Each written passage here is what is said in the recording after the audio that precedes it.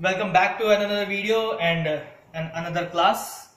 आज हम पढ़ेंगे वाटर रिसोर्सेज के बारे में। लास्ट हमने पढ़ा था नेचुरल रिसोर्सेज के बारे में, और नेचुरल रिसोर्सेज में हमने जाना था कि क्या क्या चीजें हैं जो हमें नेचुरली मिलती है। जैसे सनलाइट था हमारा, विंड एनर्जी था, हाइड्रो पावर प्लांट था, जियोथर्मल प्लांट था, और अनदर सोर्सेज थे जैसे क्रूड ऑयल हो गया, नेचुरल ऑयल हो गया। ठीक है, ये सारी चीजें हमने लास्ट क्लास में कवर अप करी थी।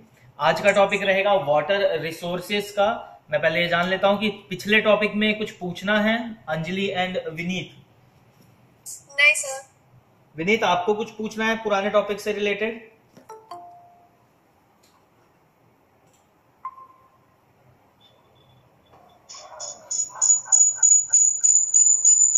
आवाज क्यों ना आ रही सर?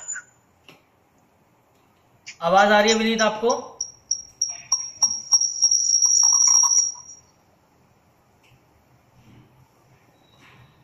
चलिए, वाटर रिसोर्सेज क्या होता है, वाटर रिसोर्सेज और कैसे हम काम करते हैं वाटर रिसोर्सेज से, क्या कर सकते हैं हम, ये जानेंगे।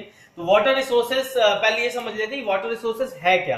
तो ये रिसोर्स है जो कि क्या है, एक यूजफुल है। किसके लिए? हमारे लाइफ के लिए बहुत ही ज्यादा पोटेंशियल यूजफुल है इसका। बिना वाटर के हमारी लाइफ जो है, आप ऐसे समझ सकते हो कि अधूरी है। कैसे भाई? हमें ड्रिंकिंग के लिए वाटर चाहिए, बाथिंग के लिए वाटर चाहिए,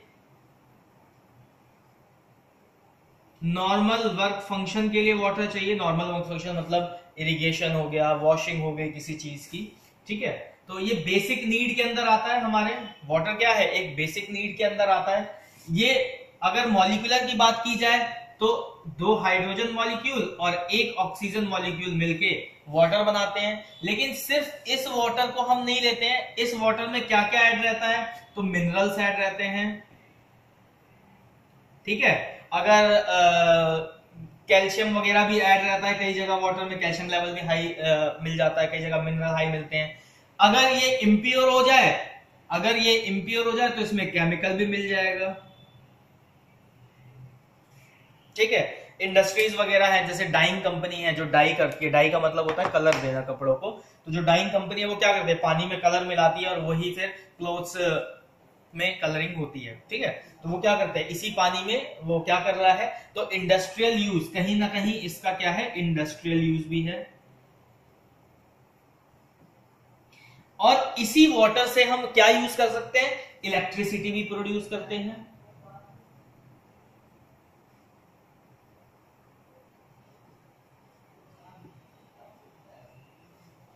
इसी वाटर की हेल्प से हम इलेक्ट्रिसिटी भी प्रोड्यूस कर रहे हैं। इसी वाटर की हेल्प से हमारी इंडस्ट्री भी चल रही है। इसी वाटर की हेल्प से हमें मिनरल्स और अदर कंपोनेंट्स भी मिल रहे हैं। जो नेसेसरी वर्किंग फंक्शन है वो भी हो रहा है। हमारा जो बाथिंग क्लीनिंग है वो भी हो रहा है, और पानी पीने के लिए तो चाहिए ही चाहिए।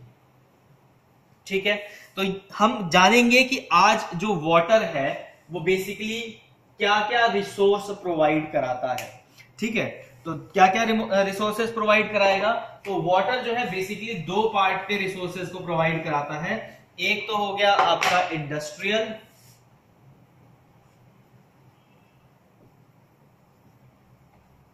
और एक दूसरा क्या बोलेंगे अंजलि? दूसरा क्या बोलेंगे? एक तो इंडस्ट्रियल हो गया भाई, जहां पे पानी का यूटिलाइजेशन हो रहा है, क्या करने के लिए, आइदर एनर्जी के लिए। ठीक है, चाहे आप एनर्जी प्रोड्यूस कर रहे हो या आप उसका यूटिलाइजेशन कर रहे हो। ठीक है, किसी भी टाइप का यूटिलाइजेशन हो सकता है। और दूसरा डोमेस्टिक मतलब घर के काम के लिए, अपने पर्सनल यूज के लिए जो हम लोग करते हैं। क्लियर हो गया? ठीक है, तो वाटर क्या है, एग्रीकल्चर में, इंडस्ट्रियल में, हाउस होल्ड में। ठीक है, एनवायरमेंटल एक्टिविटीज में। अब एनवायरमेंटल एक्टिविटीज में क्या वर्क प्ले कर रहा है? तो भाई जब गर्मी होती है, आपने एनवायरमेंटल साइकिल पढ़ी होगी, ये माउंटेन्स हैं। ठीक है, इधर एक रिवर भी जा रही है, प्लेन एरिया है, फिर आगे समुद्र है, वाटर इवेपोरेट हो रहा है, क्लाउड फॉर्मेशन हो रही है, क्लाउड से फिर वो माउंटेन रीजन की तरफ जा रही है, वहां कूल डाउन हो रहा है, तो बारिश हो रही है, फिर वही वाटर वापस, मतलब साइकिल चल रही है वाटर की, एक कंप्लीट साइकिल चल रही है भाई। इवेपोरेशन हो रहा है तो क्लाउड बन रहे हैं, क्लाउड आगे जाके जब क्लाइमेट कोल्ड टेम्परेचर में जा रहे हैं तो वो क्लाउड रेन के फॉर्मेट में वापस नीचे लैंड पे आ रहे हैं, और फिर वो वापस रिवर और बाकी जगह होते हुए फिर से वो समुद्र वगैरह पे जा रहे हैं, या जहां से भी इवेपोरेशन, जहां टेम्परेचर हाई है वहां पे इवेपोरेशन फिर से स्टार्ट हो रहा है उसका। ठीक है, तो एक लार्ज स्केल में क्या हो रहा है, एक लार्ज स्केल में वाटर इवेपोरेट भी हो रहा है, और एक लार्ज स्केल में वाटर क्या हो रहा है, रेन के फॉर्म में नीचे भी आ रहा है, या स्नो के फॉर्म में नीचे भी आ रहा है। तो वाटर की अलग अलग स्टेजेस हैं, ठीक है, और अलग अलग स्टेजेस क्या करती है, अलग अलग रिसोर्सेस का काम करती है। जैसे भाई कौन सी स्टेज कहां पे क्या काम करेगी, तो वाटर की 3 स्टेजेस होती है, कौन सी, सॉलिड, लिक्विड और गैस। गैस यानी स्टीम, ठीक है, यहां स्टीम की बात की जा रही है। अब तीन स्टेज होगी भाई, तो सॉलिड स्टेज कहां काम कर रही है, लिक्विड स्टेज कहां काम कर रही है, और गैसियस यानी स्टीम स्टेज कहां काम कर रही है वाटर की। तो सॉलिड स्टेज क्या है, आइस एज बना रही है, बड़े बड़े आइस यानी बर्फ के पहाड़, चट्टान, जिससे क्या हो रहा है, हमारा क्लाइमेट मेंटेन, कहते हैं ना ग्लेशियर पिघल रहे हैं। तो ग्लेशियर ऐसा नहीं है कि एक बार पिघल गया तो पिघलता ही जा रहा है, नहीं, वो बनते भी हैं। एनवायरमेंट जब चेंज होता है तो ग्लेशियर बनते हैं फिर पिघलते हैं, फिर बनते हैं फिर पिघलते हैं। इसको ऐसे समझ सकते हो, ये हमारी अर्थ हो गई, ठीक है, ये इसका एक्सेस हो गया, ठीक है, ग्लेशियर यहां और यहां है, ठीक है, एक्सेस पे है। अब जब ठंड आती है तो ग्लेशियर बढ़ जाता है, और गर्मी आती है तो यही ग्लेशियर पिघलता है। ऐसे ही यहां नीचे भी होता है, जब ठंड आई तो ग्लेशियर क्या करेगा, बढ़ेगा। ये अब बढ़ता घटता कैसे है, तो आपको पता है कि एक्सेस पे अर्थ हल्का टिल्ट है, ठीक है, north pole and south pole क्या है, हल्की टिल्ट है, टेढ़ी है। तो जब ये सन के कांटेक्ट में आता है तो ये पिघलना शुरू होता है, तो इधर का टेम्परेचर क्या है, समर में चला जाता है, और इधर का टेम्परेचर उस टाइम विंटर में चला जाता है, ठंड में चला जाता है। कॉन्सेप्ट क्लियर हुआ कि भाई कैसे मौसम चेंज हो रहे हैं। भाई एक्सेस पे घूम रही है, अब ये ऐसे है, सपोज ये नॉर्थ पोल हो गया, ये साउथ हो गया, ऐसे घूम रही है और साथ साथ में रोटेशन भी कर रही है, ठीक है, और सन यहां बीच में है। तो जब ऐसे हुई, ठीक है, जब एक्सेस क्या हुआ, पास आया सन के, तो क्या हुआ, समर आ गई, जब थोड़ा सा दूर गया तो विंटर आ गई, और ये भी रोटेट कर रहा है साथ में। तो ये इस तरीके से मौसम चेंज होता है, और जो सॉलिड फॉर्म है ये फॉर्म वाटर की फॉर्म होती है ग्लेशियर के फॉर्म में, ठीक है। स्नोफॉल आपने सुना होगा भाई, मसूरी में स्नोफॉल हो रही है, धनौल्टी में स्नोफॉल हो रही है, नैनीताल में स्नोफॉल है, ठीक है, ये तो इंडिया की प्लेसेस हैं, या और भी है कई जगह, अदर बद्रीनाथ चले जाए वहां स्नोफॉल है, ठीक है, या अदर कंट्रीज में, सॉरी, अदर कंट्रीज में जहां ठंड ज्यादा रहती है वहां पे आप स्नोफॉल देखेंगे। तो ये एनवायरनमेंट को मेंटेन करने के लिए। अब एनवायरनमेंट मेंटेन कैसे हो रहा है, तो मेंटेन होता है नीचे जो आपने अर्थ सरफेस पे प्लांट ग्रो कर रखे हैं, वो क्या करते हैं, वो एनवायरनमेंट को मेंटेन करते हैं। वो गैसेस को भी, जैसे हमारा ऑक्सीजन है, CO2 है, ठीक है, और नाइट्रोजन है, अदर गैसेस को भी वो पॉल्यूशन को भी अपने साथ ग्रैब करते हैं और फिल्टर करते हैं एयर को, ठीक है, प्लांट्स का काम ये होता है। रेन्स कैसे आती हैं, तो रेन्स आने का होता है कि भाई जहां पेड़ पौधे ज्यादा होंगे वहां बारिश ज्यादा होती है। ऐसा क्यों है, उसके पीछे की फिजिक्स, उसके पीछे की साइंस समझिए, फिर हम वाटर के स्टेजेस पे आगे चलेंगे। माइक म्यूट कर ले, किसका माइक खुला हुआ है, हाँ थैंक यू। विनीत अगर कुछ पूछना है तो माइक अनम्यूट रखें, अदरवाइज थोड़ा इको साउंड की प्रॉब्लम रहती है।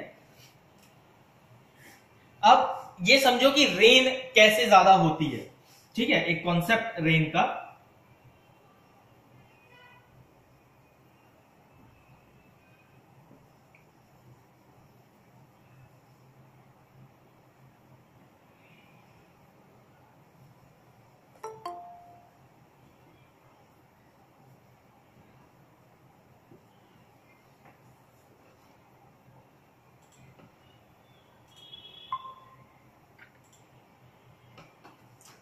अब रेन का कॉन्सेप्ट समझो।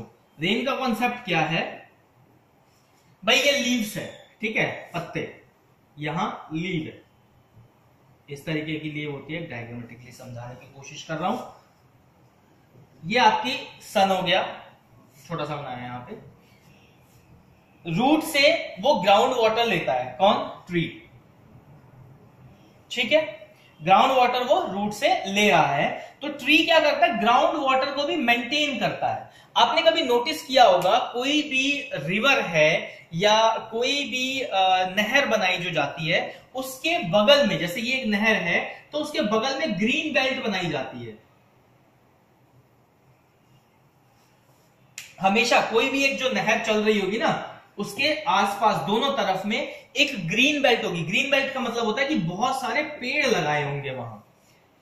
और ये ग्रीन बेल्ट 1 किलोमीटर चौड़ी बनाई जाती है, या कम से कम आधे किलोमीटर चौड़ी तो रखी जाती है। वो क्या है? वो मेंटेन करने के लिए कि जो आपका ग्राउंड वाटर है वो मेंटेन रहे, वो ज्यादा नीचे ना जाए। क्यों मेंटेन रहे? कैसे मेंटेन रहे भाई? मिट्टी नम कब रहेगी? जब उसमें पानी खींचने का कोई स्रोत रहेगा, कोई तरीका रहेगा। तो ट्री क्या करता है? एक तरीके से पंप का काम कर रहा है। वो क्या कर रहा है? जमीन से जो पानी खींच रहा है, वो ग्राउंड लेवल से खींच रहा है ना, तो धीरे धीरे एक प्रेशर बना रहा है ऊपर की तरफ मूव करने के लिए पानी को। ठीक है, तो उसको मेंटेन रखने के लिए ग्रीन बेल्ट बनाए जाते हैं। तो ऐसे ही पेड़ क्या रोल प्ले करता है बारिश के लिए, या मौसम को मेंटेन करने के लिए, रेनफॉल को मेंटेन करने के लिए, या आप गर्मी में कभी पेड़ के छांव के नीचे रहते हो तो वहां ठंडक क्यों लगती है? उसका सबसे बड़ा रीजन, लीव्स से पानी का इवेपोरेशन होता रहता है। ठीक है, तो जहां पानी का इवेपोरेशन ज्यादा होगा, मतलब जहां सबसे ज्यादा पेड़ होंगे तो वहां इवेपोरेशन भी ज्यादा होगा, और इवेपोरेशन ज्यादा होगा तो वहां के हवा में मॉइस्चर होगा, यानी पानी के पार्टिकल्स ज्यादा होंगे। और जहां पानी के पार्टिकल्स ज्यादा होंगे वहां जैसे ही क्लाउड फॉर्मेशन होगी और वो हैवी हो जाएगा तो वो रेनफॉल से डाउन आ जाएगा वापस से। इसीलिए कहते हैं कि पेड़ ज्यादा लगाओ, पेड़ ज्यादा लगाओ। क्यों? वो क्या करते हैं? वो एयर में, अब इससे क्या होता है? रेन से, ठीक है, जो रेन है ये एक तरीके से आपके एयर को फिल्टर कर देती है। अब कोई पूछेगा सर एयर को कैसे फिल्टर कर रहा है? रेन में कोई छन्नी तो लगी नहीं है, वो तो बारिश हो रही है जी। तो कैसे फिल्टर हो रहा है कि जो पॉल्यूशन पार्टिकल्स हैं, जो डस्ट पार्टिकल्स हैं, जो कार्बन के अनबर्न पार्टिकल्स हैं, ठीक है, वो क्या है? रेन के ड्रॉप में डिपॉजिट हो जाते हैं। जैसे इसको ऐसे समझो कि एक धुआं उठ रहा है, ठीक है, और वहां एक क्या किया आपने? बारिश जैसा एक शावर चला दिया, तो वो क्या होगा? उस धुएं के पार्टिकल को क्या करेगा? उसके कण को अपने पानी में ले आएगा, और पानी कैसा? काला सा हो जाता है। कभी आप नोटिस करना भाई, कहीं पे धुआं हो रहा है, ठीक है, उस धुएं को एक पाइपलाइन से निकालो और बीच में आप उसके पानी, मतलब पानी से फ्लो करते हुए निकालो उसको। सबसे अच्छा एग्जांपल हुक्का लो, बेस्ट एग्जांपल। सबके घर में देखा होगा गांव में कि हुक्का होता है, वो हुक्के का पानी साफ रखा जाता है। जब दादा लोग हुक्का पी के खत्म करते हैं तो पानी ब्लैक कलर का हो जाता है, काला हो जाता है। वो क्या है? उसने क्या किया? एयर को फिल्टर किया, ठीक है। तो एयर को फिल्टर, तो रेन भी ऐसे क्या कर रहा है? जो डस्ट पार्टिकल थे, जो अनबर्न पार्टिकल थे, उसको क्या किया? वो वापस ग्राउंड लेवल पे ले आया। और इसका दिल्ली एनसीआर में अगर एग्जांपल आप समझेंगे तो आजकल नगर निगम ने वाटर टैंक्स रोड पे चलाना शुरू किया है, जो क्या करता है? बहुत ही ऊंचा और बहुत ही फाइन आपका वाटर एक्सपोज करता है, फाउंटेन टाइप चलता है, जिससे क्या है? जो पॉल्यूशन, गाड़ी से निकलने वाला जो पॉल्यूशन है वो हवा में मूव ना करे, वो ग्राउंड पे आके वापस चिपक जाए, ग्राउंड लेवल पे ही रहे, किसी को प्रॉब्लम ना करे। उसका बेस्ट और इजीएस्ट और चीपेस्ट तरीका है। तो ऐसे ही रेनफॉल होती है। वाटर रिसोर्सेज की बात करते हैं। पहला जो हमारा था सॉलिड स्टेट, हमने जान लिया कि भाई कहां पे सबसे ज्यादा मिलता है, उसका यूटिलाइजेशन क्या है? तो वो अगर जितना ज्यादा हमारी आइसेस बनती रहेगी और पिघलती रहेगी, उतना ही हमारा क्लाइमेट अच्छा रहेगा, इकोसिस्टम बैलेंस रहेगा। सॉलिड स्टेज होगी। अब आ जाते हैं लिक्विड पे। तो लिक्विड में रिवर, ठीक है, पॉन्ड, लेक, कैनाल, बहुत सारी चीजें लिक्विड में, बहुत सारी चीजें आ जाती हैं भाई। जो रिवर्स हैं, ठीक है, वो भी क्या है? लिक्विड स्टेज ऑफ वाटर है, ठीक है, चाहे वो पहाड़ों से आ रहा हो, चाहे वो रेन की वजह से फॉर्मेशन हो रहा हो, ठीक है। पॉन्ड है भाई, एक पोखरा, कई जगह पोखरा कहा जाता है, कई जगह गड्ढा कहा जाएगा, कई जगह पॉन्ड कहा जाएगा। ठीक है, क्या है कि भाई कुछ लोगों ने मिलके एक गड्ढा खोदा कि भाई बारिश के टाइम पे वहां पानी जमा होगा और फिर वो पानी का हम यूटिलाइजेशन कर पाएंगे इरिगेशन में या किसी भी हाउस होल्ड पर्सनल वर्क में हम उसका ले पाएंगे। लेक का भी यही काम होता है, थोड़ा सा बड़ा हो जाता है उसके साइज में। कैनाल का मतलब होता है कि भाई जो बारिश का पानी पहाड़ों से होके आ रहा है उसको कहीं एक जगह इकट्ठा किया जाए, या कैनाल बनाए जाते हैं ज्यादातर खेतों को सिंचाई करने के लिए कि भाई नदी से एक कैनाल काट दिया जो खेतों के बीच से होते हुए जा रहा है और जिसको पानी चाहिए वो उस कैनाल से वाटर ले सकता है अपने वर्क के लिए। ठीक है, तो ये उसका एक यूज है। अब अगर हम बात कर लें कि गैसियस स्टेज की, लिक्विड स्टेज तक का समझ में आया? Yes sir. ठीक है,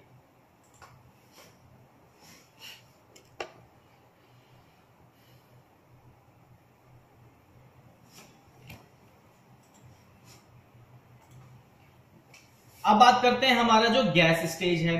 तो गैस स्टेज में हमने क्या बोला था, स्टीम की बात करेंगे हम।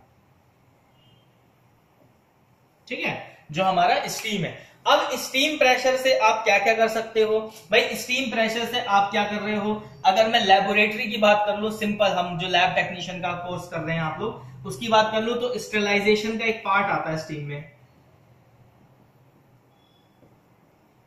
उसमें आपकी गैस स्टेज यूज होती है। कौन सा इंस्ट्रूमेंट में यूज करते हैं आप लोग उसे, कोई बता सकता है? क्या सर? ऑटोक्लेव। ऑटोक्लेव के अंदर क्या होता है, एक स्टीम प्रेशर बनता है ना 121 डिग्री सेल्सियस 15 LBS पे। क्या करते हैं हम, स्टेरिलाइजेशन कर रहे होते हैं। तो वो भी किससे हो रहा है, वाटर के, एक तरीके का रिसोर्स ही यूज कर रहे हैं हम उसका, वाटर का सोर्स ही तो है स्टेरिलाइजेशन के लिए। ठीक है, और क्या है, तो स्टीम इंजन। स्टीम इंजन होते हैं जो हवा के उसके प्रेशर से चलते हैं, पहले होते थे, रेलवे में भी स्टीम इंजन यूज किया जाता था। ठीक है, और भी बहुत सारी चीज है, बैलून्स वगैरह जो आप देखते होंगे कभी। ठीक है, जो एयर गैस बैलून्स होते हैं, नॉर्मली तो आप बच्चों के खेलने के काम आते, पहले बड़े बड़े होते थे, ट्रांसपोर्टेशन के लिए यूज किए जाते थे वो। अब इस वाटर से हमने क्या क्या रिसोर्सेज निकाला, तो इंडस्ट्रियल में अगर मैं बात करूं तो जितनी भी डाइंग कंपनी है, कलर करने वाली, डाइंग का मतलब होता है कलर। ठीक है, जितनी भी डाइंग कंपनी यानी जो कलर देती है, जैसे मैंने ब्लू शर्ट पहनी है, ब्लैक पैंट पहनी हुई है, या आप लोगों ने जो कपड़े पहने हुए हैं, ठीक है, या आप आसपास जो कलर देखते हैं वो क्या है, वाटर में मिक्स होके ही किया जाता है। मोस्टली जो प्राइमरी फेज होता है कलरिंग का, कपड़ों पे या कहीं पे भी, वाटर के साथ मिक्सिंग होके बनाया जाता है। एक अगर लिक्विड फॉर्म में बना रहे हैं तो वहां पे इंडस्ट्री उसका यूज करती है। दूसरा वॉशिंग, भाई वॉशिंग का सबसे अच्छा एग्जांपल है सर्विस सेंटर। आप जाते हो देखते हो बाइक कार वॉश होती है, तो वहां जो पानी यूज किया जा रहा है वो भी तो एक रिसोर्स ही है, हमारा नेचुरल रिसोर्स है, उसका यूटिलाइजेशन किया जा रहा है। लेकिन उसके यूटिलाइजेशन में क्या है, वहां पे जो पानी यूज किया जाता है उसको जब एग्जिट किया जाता है, निकाला जाता है, भाई अपने गाड़ी लेके गए वॉश करने के लिए, तो वो वॉश करके जो गंदा पानी हुआ उसको ट्रीट करके, ठीक है, उसे दोबारा से साफ करके क्लीन करके उसको फिर एग्जिट किया जाता है। ये तो है अकॉर्डिंग टू द गवर्नमेंट। अब कई जगह क्या होता है कि बिना ट्रीटमेंट प्लांट के ही पानी बहाया जा रहा है, ठीक है, जिसकी वजह से क्या हुआ है, आज की डेट में जो हमारी यमुना है वो क्या हो गई है, एक नाले में कन्वर्ट हो गई है। मतलब सी वेज, गटर जिसे बोलते हैं ना, कि बिल्कुल ब्लैक काला गंदा पानी, ठीक है, उसमें कन्वर्ट हो गई है। पहले वो साफ था। अभी क्या हो रहा है भाई, इंडस्ट्रीज हैं, इतने सारे हाउसेज हैं, अब वहां से जो पानी आ रहा है वो प्रॉपरली फिल्टर नहीं हो पा रहा है, और फिल्टर नहीं हो पा रहा है तो वो ऐसे ही नदी में जा रहा है, और नदी में जा रहा है तो आप देख ही रहे हैं कि अपने आसपास की नदियों का क्या हाल हो रहा है, दिन पे दिन वो गंदी होती जा रही हैं। तो उसके सफाई के लिए भी खुद से भी एक इनिशिएटिव लेना जरूरी है, खाली बोलने से नहीं होगा, अपने घर में भी जब आपका वाटर है उसे कोशिश करें कम से कम वेस्ट करने की, और ट्राई करें कि आप बारिश के पानी को एक वेस्टेज ना होने की वजह से आप उसको इरिगेशन या कहीं और यूज में ले सकें, जिससे आपका ग्राउंड वाटर भी मेंटेन हो और साथ ही साथ में चीजें फ्री भी रहें। नॉर्मली कैसे भाई आप चढ़ाते हैं, अगर नदी में कुछ बहा रहे हैं तो अगर आप फूल अर्पित कर रहे हैं तो उसे प्लास्टिक में ना करके फेंकें, उसे नॉर्मल डालें। जो मूर्ति विसर्जन होता है उसमें आप केमिकल वाली मूर्ति ना डालें। तो ये सारी एक छोटी छोटी चीजें हैं जो एक पर्सनल फेस पे सभी लोग कर सकते हैं, जिससे हम अपने एनवायरनमेंट को और वाटर रिसोर्स को बचा सकें। ईवीएस पढ़ने का रीजन ही यही है कि आपको जानना चाहिए कि क्या क्या चीजें हैं जो आपको यूज में लानी है और कैसे यूज में लानी है। अब बात करते हैं फ्रेश वाटर की। अब अलग अलग स्टेजेस वाटर की बात करेंगे। अभी तो हमने इंट्रोडक्शन पढ़ा, एनर्जी रिसोर्सेज पढ़ा। वाटर में एनर्जी रिसोर्सेज डैम जो बन रहा है, ठीक है, चाहे वो वाटरफॉल पे बन रहा हो, चाहे वो कहीं रिवर के पास बन रहा हो, ठीक है, चाहे वो कहीं समुद्र के बगल पे बन रहा हो, ठीक है, कोई कंस्ट्रक्शन ऐसा जो हाइट से, मतलब वाटर ग्रेविटेशनल फोर्स से जहां नीचे पुल होके आ रहा हो, वहां पे डैम कंस्ट्रक्शन हो रही है। उस डैम कंस्ट्रक्शन से क्या है, तो नुकसान भी है और फायदा भी है। नुकसान और फायदा कैसे है, तो नुकसान और फायदा दोनों को हम समझते हैं आज एक डायग्राम की हेल्प से। ठीक है भाई, ये दो माउंटेन है, सपोज ये दो माउंटेन है, यहाँ पे एक वॉल क्रिएट किया गया, तो यहाँ पे हमने क्या किया, पानी को स्टोर किया और यहाँ पे एक डैम बना दिया, यहाँ टरबाइन लगा दिया, पानी का फ्लो चल रहा है, टरबाइन घूम रहा है, इलेक्ट्रिसिटी प्रोड्यूस हो रही है, ठीक है, और वो इलेक्ट्रिसिटी आपकी जा रही है हम लोगों के यूटिलाइजेशन के लिए। क्लियर हो गया।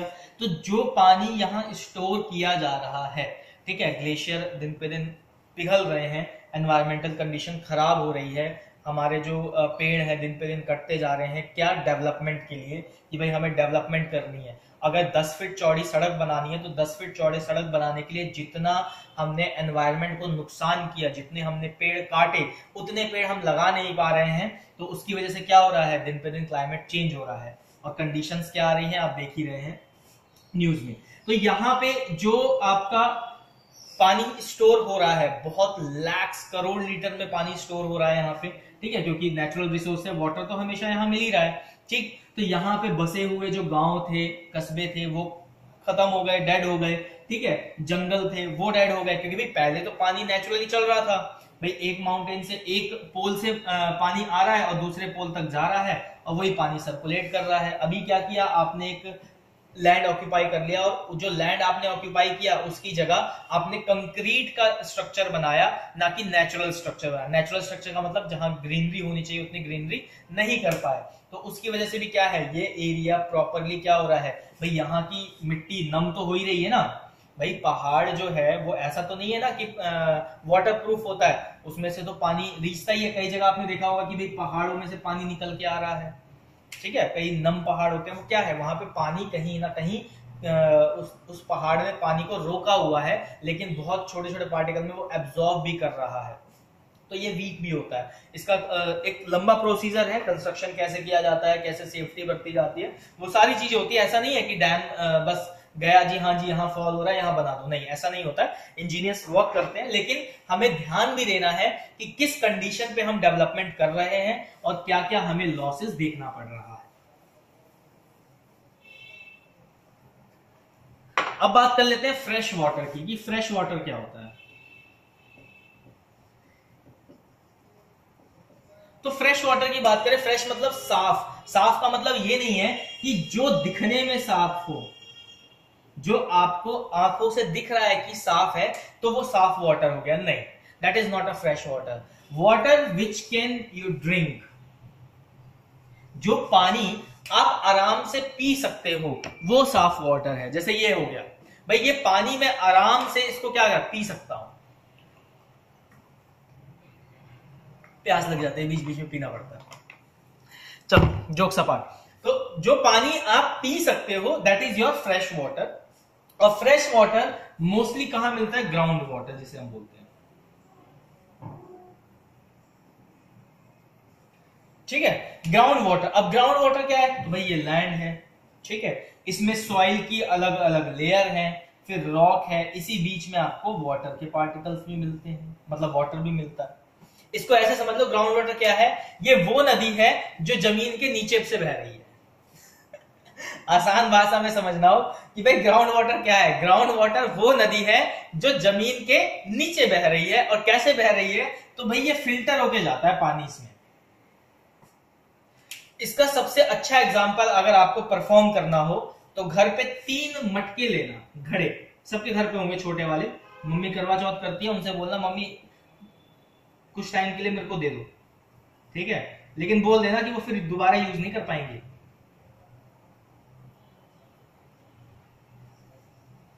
ठीक है, आपने 3 घड़े लेने हैं, एक वैसे रफ सा डायग्राम बना रहा हूं।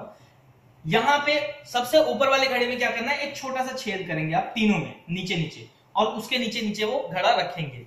सबसे ऊपर वाले घड़े में आप गंदा पानी, यानी जो मिट्टी वाला पानी है, केमिकल वाला नहीं, देखो केमिकल तो इससे फिल्टर नहीं हो पाएगा, लेकिन जो नदी का पानी है जिसको जानवर पी सकते हैं, या आप भी उसको फिल्टर करके जो पी लेते हैं कई लोग, या हम भी पी लेते हैं जब पहाड़ों में जाते हैं या गांव जाते हैं तो नदी बह रही है, गए थोड़ा पानी साफ किया, आराम से पी लिया, तो इम्यूनिटी भी स्ट्रांग रहती है इससे। हालांकि अगर वो पानी हकीकत में साफ है, तो अगर वहां पे केमिकल की कोई फैक्ट्री है या खेतों का पेस्टिसाइड केमिकल उसी पानी में जा रहा है तो नहीं पीना चाहिए, अवॉइड करना चाहिए उस पानी को। तो क्या करना है भाई, यहाँ पे हमने डस्ट वाला मिट्टी वाला पानी यहाँ पे डाल दिया। अब यहाँ जो छेद है इसमें क्या करना है, आपने छोटे छोटे पत्थर डाल देने, बिल्कुल छोटे छोटे से, ठीक है। इसमें क्या करेंगे, आप छोटे छोटे से पत्थर डाल देंगे, तो वो क्या करेगा, स्टोन जो बिल्कुल छोटे स्टोन है वो यहाँ पे हल्का हल्का फिल्टर करेगा, ठीक है।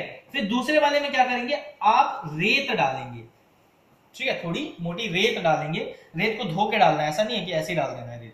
रेत को अच्छी से धो के वॉश करके और फिर रखेंगे कि उस रेत में से डस्ट ना आए, वो रोक सके डस्ट को उल्टा, ठीक है। फिर यहां से वो पानी नीचे आएगा, ठीक है। इसी के साथ में यहाँ पे कुछ आप कॉटन या मेरे गांव के लैंग्वेज में पुअरा बोलते हैं, जैसे घास फूस जो होती है, वो रखेंगे इसी रेत के नीचे। तो जब लास्ट वाला घड़े में आपका पानी डिपॉजिट होगा तो आप देखोगे कि कितना ज्यादा ड्रास्टिक चेंज होगा। जो मिट्टी वाला गंदा पानी था वो आपको दिखने में साफ दिखाई देगा। ये एक जनरल प्रैक्टिकल है, मैंने भी परफॉर्म किया था अपने स्कूल लाइफ में, आप भी कर सकते हैं अभी दोबारा अपने ग्रेजुएशन में भी।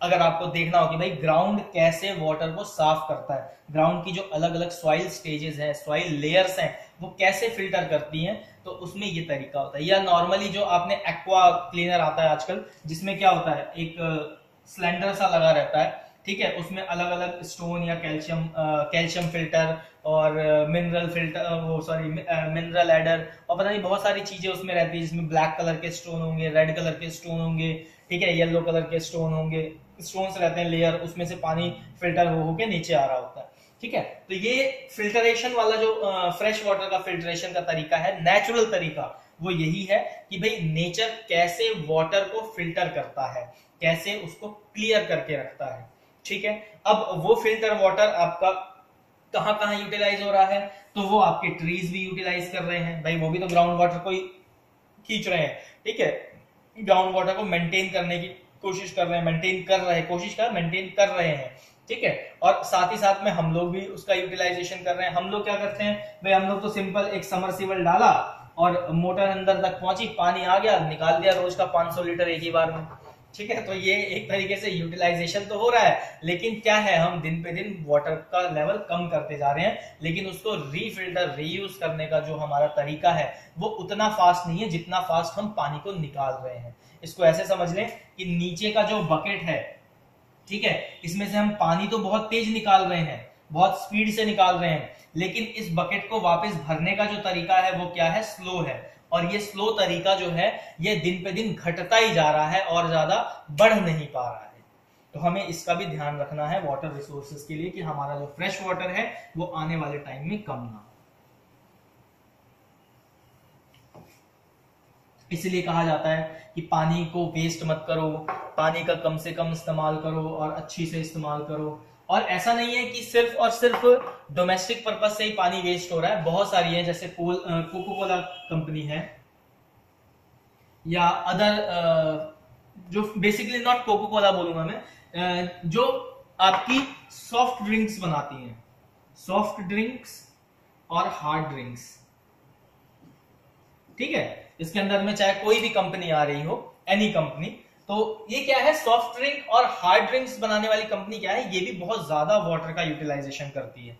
ठीक है, इनको एक ड्रिंक बनाने में काफी ज्यादा वाटर वेस्टेज भी होता है, और नो डाउट ये कंपनी रिफाइन नहीं करती है, लेकिन करती है, लेकिन जो रिफाइनिंग लेवल है वो अभी भी कहीं ना कहीं बहुत कम है।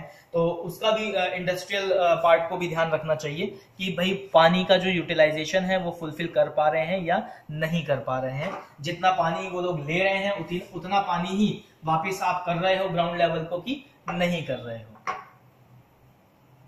अब वाटर रिसोर्सेज का जो इंसान है वो कैसे कैसे यूज करता है उसके बारे में जान लेते हैं। तो सबसे पहला हाउस होल्ड वर्क में, आपका हाउस होल्ड वर्क में क्या क्या आ जाता है, तो घर के काम में आप पानी कहां कहां यूज करते हैं? अंजलि राजपूत आप बताएं, हाउस होल्ड वर्क में आप कहां कहां पानी का यूटिलाइजेशन करते हैं?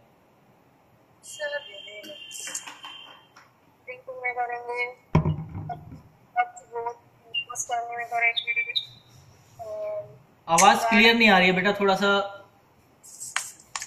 सर पहले तो मतलब गार्डन वगैरह उसमें करेंगे, और फोर्स करनी उसमें कर लेंगे, और ड्रिंक करेंगे, खाना बनाना। हाउस होल्ड यूज की मैं अगर बात करूं तो सबसे पहला यूज जो होता है वो है आपका वॉशरूम। ठीक है भाई, इंसान सुबह उठता है तो उसकी पानी की शुरुआत कहां से होती है? कईयों की आदत होती है वो पानी पीते हैं, तो ड्रिंकिंग सबसे पहला। यानी इंसान उठा, उसे पानी चाहिए पीने के लिए, बहुत लोग पीते हैं, मैं भी पीता हूं। पिया, फिर फ्रेश होने के लिए वॉशरूम के लिए भी पानी चाहिए, चाहे वो नहाना हो, चाहे वो लू जाना हो, चाहे वो पूल जाना हो, कहीं भी जाना हो आपको वहां वॉशरूम चाहिए। फिर मतलब बाथिंग वगैरह भी इंक्लूड हो जाता है इसमें। ठीक है, उसके बाद फूडिंग, यानी खाने को कुक करने के लिए, पकाने के लिए भी आपको क्या चाहिए? पानी चाहिए। भाई बिना पानी के आप आटा नहीं लगा सकते, आटा मार नहीं सकते, बिना पानी के आप सब्जी नहीं पका सकते, बिना पानी के हम सब्जी उगा भी नहीं सकते हो, तो पकाने की तो बात ही लगे। ठीक है, तो क्या है, आपका फूडिंग भी हो गया। ठीक, आप गार्डनिंग कर रहे हो तो वहां भी आपका डोमेस्टिक वर्क है, आप कपड़े धो रहे हो वहां पे भी आपका काम है, आप आ रहे हो दिन भर में कितनी बार आप हैंड वॉश करते हो, हर जगह पानी चाहिए, हर जगह आप सैनिटाइजर से तो वॉश नहीं कर सकते, और सैनिटाइजर बनाने के लिए भी पानी चाहिए। ठीक है, तो पानी का यूटिलाइजेशन अगर सिर्फ हाउस होल्ड के बारे में बात की जाए तो मॉर्निंग से लेके नाइट तक, यानी सुबह से लेके रात तक हमारा जो पानी का यूटिलाइजेशन है हम उसको काउंट कर सकते हैं, देख सकते हैं। तो आज का आपका होमवर्क भी है साथ का, लिख लो चाहे तो, कि आपको अपना वाटर यूटिलाइजेशन देखना है कि दिन भर में आप कितना वाटर वेस्ट करते हो और कितना वाटर यूज करते हो और कितने वाटर को आप रीयूज कर सकते हो। बात समझ में आई प्रिया पाल जी? क्या सर? आज से 3 दिन के लिए, ज्यादा दिन के लिए नहीं, सिर्फ 3 दिन के लिए आप एक चार्ट बनाएंगे सब लोग। ठीक है, जिसमें आप ये लिखोगे, मेंशन करोगे कि एक दिन में आपने कितना वाटर यूज किया, इस्तेमाल कितना किया। इसका चार्ट बनाने का तरीका मैं बता दे रहा हूं, ऐसे लिखोगे।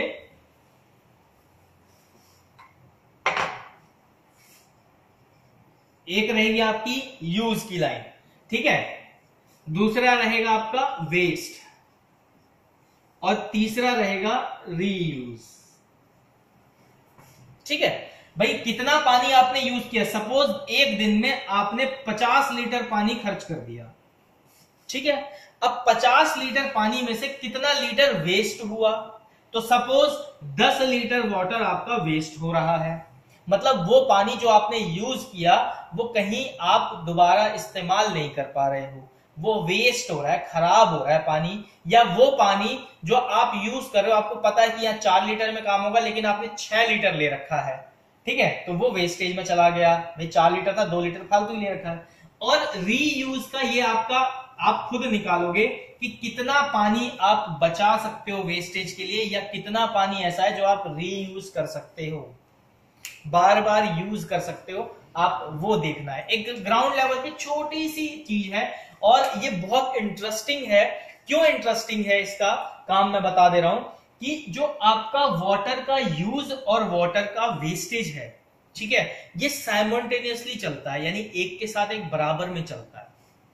अच्छा सा एग्जांपल, भाई घर में लगता है मोप, ठीक है, पोछा, जिसे हम अपनी भाषा में पोछा बोलते हैं, सफाई बोलते हैं या फिर, ठीक है। भाई वो पानी जो हमने पोछा लगाया, कई जगह तो फिनाइल, लाइजॉल, डेटॉल, सेवलॉन, कोई अदर केमिकल डाल के लगाया जाता है, लेकिन कई घरों में सिंपल पानी से लगाया जाता है। तो जहां पे नॉर्मल पानी से लगाया जाता है वो पानी क्या होता है, गंदा हो जाता है, ठीक है, मडी वाटर हो जाता है, मिट्टी वाला पानी हो जाता है। तो आप उस मिट्टी वाले पानी को क्या करते हो, सीवेज में डाल देते हो, या उसको रीयूज करने के लिए कोई ट्रीट करते हो, या उसका आप इरिगेशन में यूज कर लेते हो। कहां पे आप अच्छा यूटिलाइजेशन करते हो तो वो आपका रीयूज में आ जाएगा। फॉर एग्जाम्पल मैं क्या करता हूं, जब मेरे घर में मोपिंग होती है तो 2 वाटर से होती है, एक नॉर्मल वाटर से, एक दूसरा कोई डिसइंफेक्टेंट डाल के। तो जो नॉर्मल वाटर से मोपिंग की जाती है, जो सफाई की जाती है, उसको मैंने क्या किया हुआ है, एक टैंक बनाया, उस टैंक में डलवा देता हूं। वो टैंक में जो मड है वो नीचे डिपॉजिट हो जाता है, जो पानी उसमें ऊपर बचता है वो मैं प्लांटिंग में यूज कर लेता हूं, गमलों में, पौधों में, या आसपास जो इरिगेशन फैसिलिटी है उसमें आराम से यूज कर पाता हूं। तो ये तरीका आप लोग अपनाते हैं कि नहीं अपनाते हैं? अगर नहीं अपनाते हैं तो मैं चाहूंगा कि आप लोग भी जरूर इसको अपनाएं। इससे आप वाटर के यूटिलाइजेशन को बढ़ा पाएंगे और अपने रिसोर्स को बचा पाएंगे। बात समझ में आई? हाँ जी, अंजलि, प्रिया, विनीत, कुछ समझ में आया? Yes sir. ठीक है, चलो, तो ये एक चार्ट आप बनाएं Yes, sir. और आप देखेंगे कि कितना पानी आप यूज कर रहे हैं और कितना पानी आप यूटिलाइज कर रहे हैं, ठीक है। दूसरा आ जाता है, फिर आएगा आपका पर्सनल यूज। ये पर्सनल यूज वाला चार्ट ही मैंने बताया आपको, ठीक है। एक तो हो गया आपका होम यूजेस, मतलब जो सब लोग मिलके कर रहे हैं, एक आपका हो गया पर्सनल यूज, ठीक है। अब पर्सनल यूज वाला मैंने आपको चार्ट फॉर्मेशन में बता दिया। पर्सनल यूज यानी ड्रिंकिंग, ईटिंग, बाथिंग, ये सारा आपका पर्सनल यूज हो जाता है, ठीक है। फिर आता है आपका इंडस्ट्रियल यूज। इंडस्ट्रियल यूज में क्या है आपका, जो एक सेंट्रलाइज्ड यूज है, यानी लार्ज अमाउंट में जो यूज हो रहा है, ठीक है। अब सेंट्रलाइज्ड यूज लार्ज अमाउंट में क्या है, तो भाई जहां इंडस्ट्री है, ये एक बिल्डिंग है, ठीक है, ये एक बिल्डिंग है जिसमें 1 2 3 4 5 6 7 8 फ्लोर की एक बिल्डिंग है सपोज, ठीक है।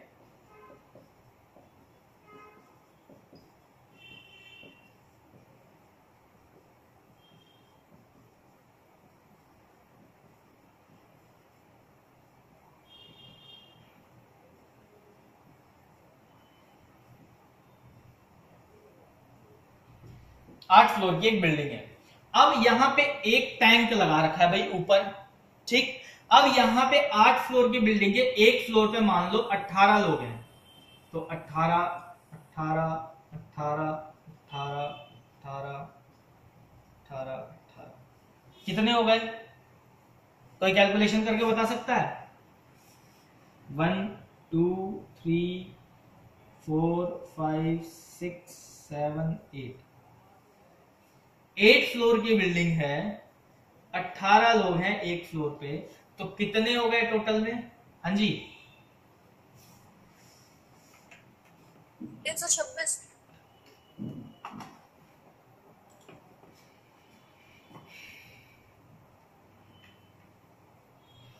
126 सर। 144। 126 144, देख लो कोई एक आधा और बढ़ रहा हो, घट रहा हो। 144, 8 इंटू 8, 8 मल्टीप्लाई 8 कितना होता है? 64। 64 और 64 फिर 8 इंटू 1 8 और प्लस 6 कितना होता है? 14, तो 144 हो गया। चलो मैथ्स थोड़ी और सुधारो, जरूरत है। तो 144 इंसान इस एक अकेली बिल्डिंग में है, ठीक है। और एक इंसान एक दिन में यहां पे 10 लीटर पानी वेस्ट कर रहा है। फॉर एग्जाम्पल भाई वो वॉशरूम जा रहा है, वो हाथ धो रहा है, तो वो पानी रीयूटिलाइज तो नहीं हो रहा ना, वो कहां जा रहा है, वो सीवेज में जा रहा है, गटर में जा रहा है, सीधा वेस्टेज जा रहा है। तो एक इंसान 10 लीटर पानी दिन में खर्च कर रहा है जो वेस्टेज के रूप में है, वो रीयूज नहीं हो रहा है। और गटर वाला जो प्लांट है, जो सर्विस प्लांट है, वो भी काम नहीं कर रहा है, वो नहीं चला रहे। ठीक है भाई, कोई कह रहा है कि भाई फ्लैश में जो पानी जा रहा है वो कितना वेस्टेज जा रहा है। इसका सबसे सिंपल सा तरीका मैं आपको बताऊंगा कि कैसे आप पानी को बचा सकते हो अपने नॉर्मली में। ठीक है, क्योंकि एक जो फ्लश टैंक होता है, फ्लश टैंक का मतलब है जब आप वॉशरूम जाते हो तो उसके पीछे एक टैंक लगा होता है। ठीक है, वो 10 लीटर का टैंक होता है जो दीवार में लगाया जाता है एक वॉशरूम जाते टाइम के लिए। ठीक है, और आप सिंपल लू के लिए जाते हो और आप उस फ्लश को चला के आते हो, तो आपने एक बार वॉशरूम जाने के लिए 10 लीटर पानी वेस्ट कर दिया एक बार में। ठीक है, तो उसका भी एक क्लास होगा, आप समझोगे। बहुत इंटरेस्टिंग, ईवीएस जो है ना बहुत इंटरेस्टिंग है, लेकिन उसको डेली लाइफ में अप्लाई करना बहुत मुश्किल हो जाता है। सुनना और समझना बहुत मजेदार होता है। तो क्या हुआ कि भाई 10 लीटर पानी एक इंसान वेस्ट कर रहा है। अब देखो कितना लीटर पानी वेस्ट हो गया, 1440 लीटर्स। सिंपल सी बात है, एक छोटा सा एग्जांपल है। अगर ये लोग दिन में, ये लोग छोटा सा है, एक बार अगर कोई वॉशरूम जा रहा है एक बार, और सारे लोग गए अगर एक एक बार, तो 1440 पानी का लीटर वेस्ट हो गया।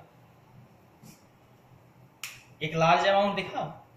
इसीलिए कहा जाता है वाटर रिसोर्सेस को संभालो, पढ़ो। ईवीएस पढ़ाया जा रहा है, गवर्नमेंट की तरफ से कंपलसरी किया गया है कि ईवीएस पढ़ाना जरूरी है, लोगों को समझाना जरूरी है, और खुद भी समझना भी जरूरी है। बहुत इंपॉर्टेंट है आज के टाइम में ये चीज समझना। तो यूज ऑफ फ्रेश वाटर पढ़ाने की जरूरत नहीं है, मेरे ख्याल से सबको पता है कि आप कहां कहां फ्रेश वाटर का यूज करते हैं, कैसे ऑर्गेनाइजेशन किया जाता है, ऑर्गेनाइज कैसे किया जाए। अब उस वाले पार्ट पे आते हैं कि हम पानी को कैसे बचा सकते हैं। तो जब आप चार्ट बना लेंगे एक बार, आपको चार्ट बनाने के बाद आपको पता लगेगा। जो YouTube पे इस वीडियो को देख रहे हैं, मैं उनको भी रिक्वेस्ट करता हूं कि प्लीज आप भी वो चार्ट बनाएं और अपना ऑब्जर्वेशन कमेंट बॉक्स में जरूर डालें कि आपने कितना पानी यूज किया, कितना पानी वेस्ट किया, और कितने पानी को आप रीयूजेबल के लिए रख सकते थे। सोर्स ऑफ फ्रेश वाटर की बता देते हैं। तो सोर्स ऑफ फ्रेश वाटर में जो वाटर साइकिल है, जो बेसिकली एनवायरमेंटल साइकिल है, क्या है, तो भाई वाटर इवेपोरेट हो रहा है, क्लाउड फॉर्मेशन हो रही है, वो क्लाउड मूव कर रहा है, कोल्ड एरिया में जाके रेन की फॉर्मेशन आ रहा है। तो ये क्या है, एक साइकिल है किसका, वाटर को, फ्रेश वाटर रिसोर्स साइकिल है। क्यों फ्रेश वाटर रिसोर्स साइकिल है? जब आप पानी को बॉईल करते हो और जो वो पानी बॉईल होके वापस कूल डाउन यानी गैस स्टेज से वापस से लिक्विड स्टेज में जाता है, तो वो वाटर बहुत ज्यादा प्यूरिफाइड फ्रेश वाटर कहा जाता है।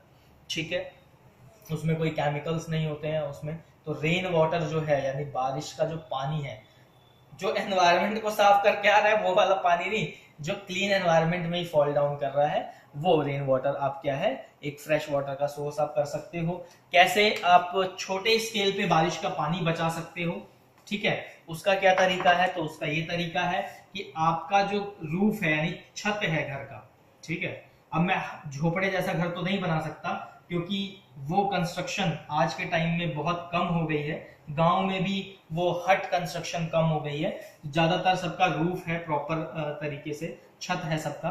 तो करना क्या है भाई, एक पाइपलाइन तो आपकी जाती होगी छत का पानी जो गटर यानी सीवेज में जाता होगा, ठीक है, वेस्ट सी वेस्ट में जाता होगा, यानी आपका जो हाउस वेस्टेज पानी है जो पाइपलाइन है, ठीक है, सीवेज जो है उसमें जा रहा है। तो आपने क्या करना है, बारिश के टाइम पे जैसे आपने क्या किया भाई, अपने रूफ को क्लीन कर लिया, ठीक है, आपको पता है कि भाई मौसम बरसात का हो रहा है, तो आपने छत को साफ करके रख लिया, थोड़ा जो मिट्टी है, डस्ट है, उसको मोटा मोटा जो डस्ट है उसको हटा लिया, और इस पाइपलाइन को किया बंद और एक दूसरी पाइपलाइन अटैच करी जहां पे नीचे आपने बनाया एक टैंक। अब जब बारिश होगी तो वो सारा पानी आपके छत पे जो गिर रहा है वो क्या होगा, इस पाइपलाइन के थ्रू आपके उस टैंक में जाएगा जहां पे आपको वो स्टोर करना है। वो पानी आपने स्टोर किया, बारिश हुई है, अगर एक दिन बारिश हो जाती है 3 घंटे, तो आपका ये टैंक अच्छा खासा फिल हो जाएगा। 10 मिनट 15 मिनट बारिश होती है तो थोड़ा बहुत होगा। जितना भी पानी आपका स्टोर होगा वो पानी का यूटिलाइजेशन आप कर सकते हो, इरिगेशन में कर सकते हो, वॉशिंग में कर सकते हो, या वॉशरूम वाले यूटिलाइजेशन के लिए आप यूज कर सकते हो। क्यों? क्योंकि आपका इसमें कुछ भी नहीं है, एक फिल्टर का एक लेयर लगा रहेगा जो पानी को फिल्टर करते करते भेजेगा नीचे। तो इस तरीके से आप एक फ्रेश वाटर का अपने पर्सनल तरीके से आप यूटिलाइजेशन कर सकते हो। जो बड़े बड़े फ्रेश वाटर हैं, जोनल हैं, वो मैंने बताया आपको कि क्या है, कैनाल के साइड में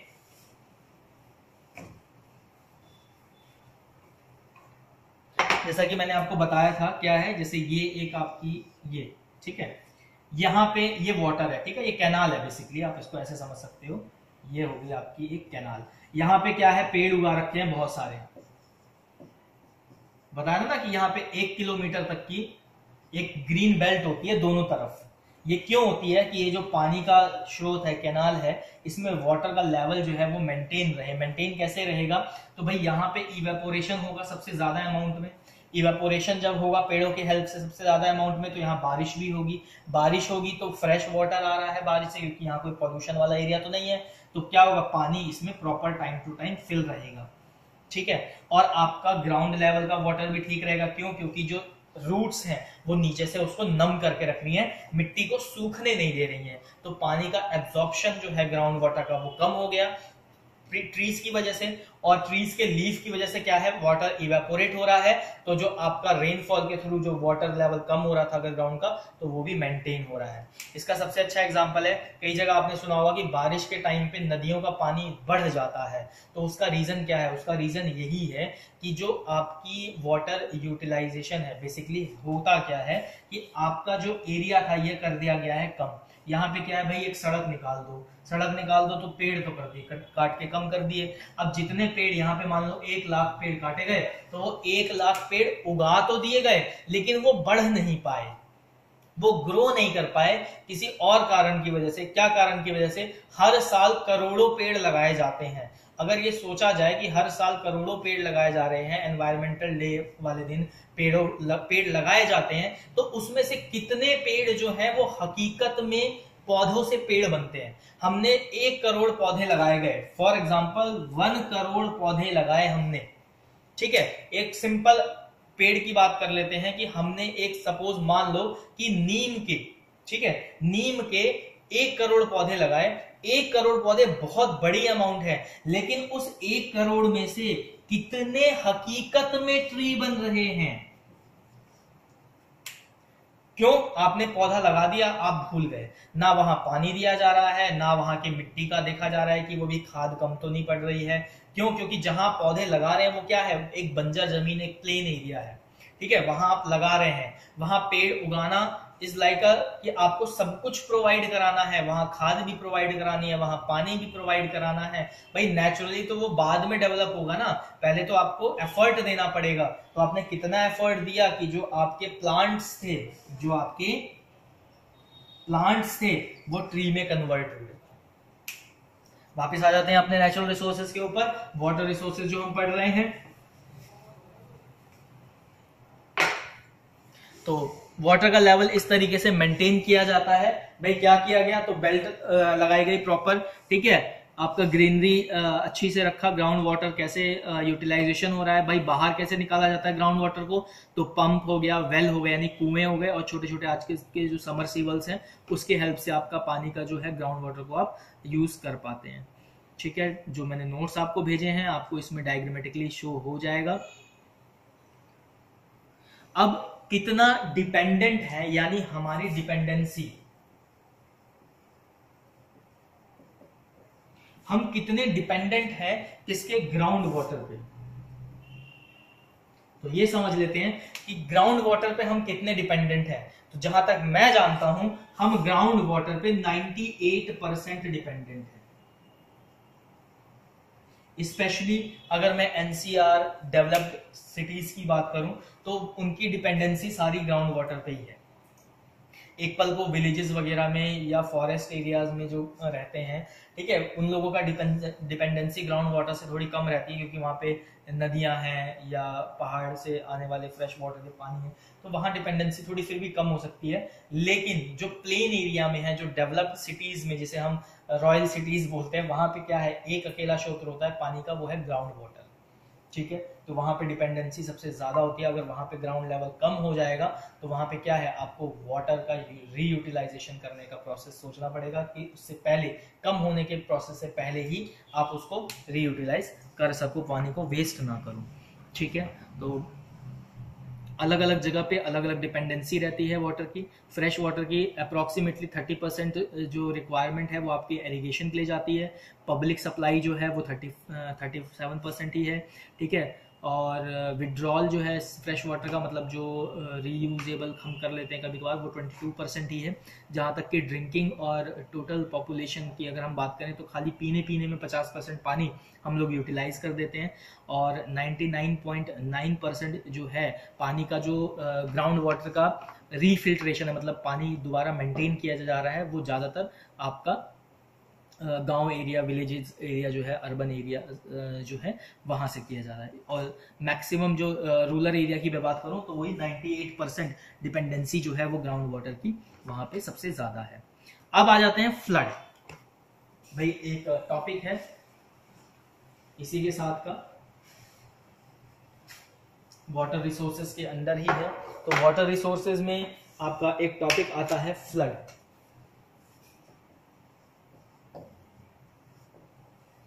क्या होता है फ्लड, बता सकता है कोई? हाँ जी, अंजलि जी, क्या होता है फ्लड?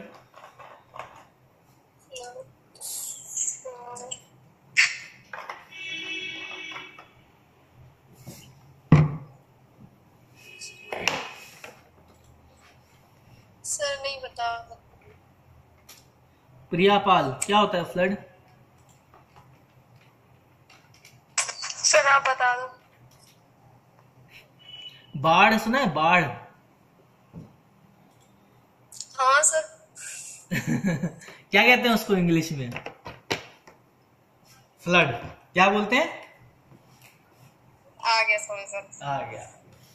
अब बता सकते हो कि फ्लड क्या होता है? कुछ फ्लड के बारे में बता सकते हो?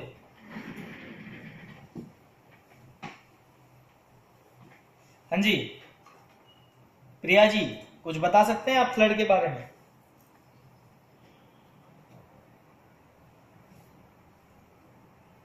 प्रिया पाल, सुन पा रहे हैं?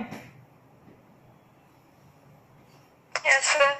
बता सकते हैं कुछ फ्लड के बारे में? सर एक बार आप बता दीजिए।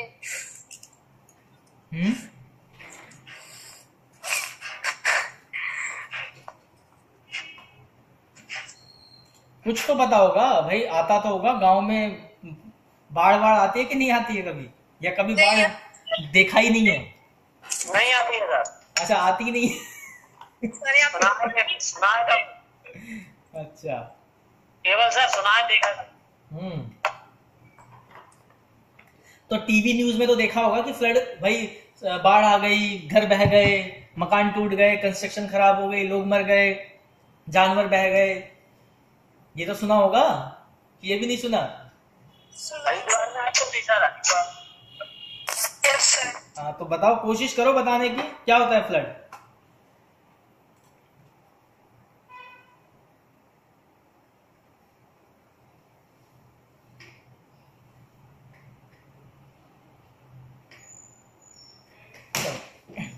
नहीं बता पा रहे हो तो कोई बात नहीं, हम बता देते हैं। ये क्या है, एक तरीके का नेचुरल कैलेमिटी है, ठीक है, नेचुरल कैलेमिटी है। बेसिकली क्या है नेचुरल कैलेमिटी की कंडीशन है, वो कंडीशन जहां पे एक जो फिक्स एरिया में पानी मूव कर रहा है, ठीक है, उसका मूवमेंट जो है एरिया को क्रॉस कर गया। फॉर एग्जाम्पल, इसका सबसे अच्छा एग्जाम्पल समझने का डायग्राम की हेल्प से समझो। भाई ये नदी है, ठीक है।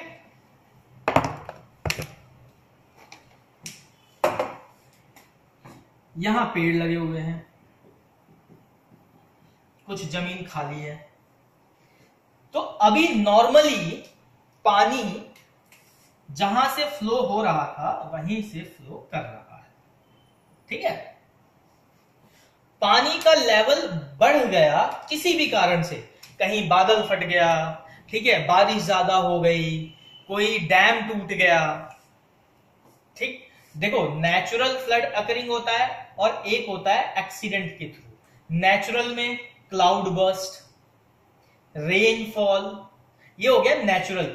आइस एज, कोई ब्रोकन हो गया, कोई भाई पहाड़ जहां से पानी पिघल रहा था, कोई बर्फ का पहाड़ चट्टान टूट के एकदम पानी में गिरा, तो क्या हुआ, पानी में जो गिरा उसने क्या किया, पानी के फ्लो को एक तेज किया, एक उछाल दिया, ठीक है। तो वो क्या हुआ, वो नदी वदी में तो होके जाएगा। अब जो नदी मान लो 5 किलोमीटर चौड़ी है,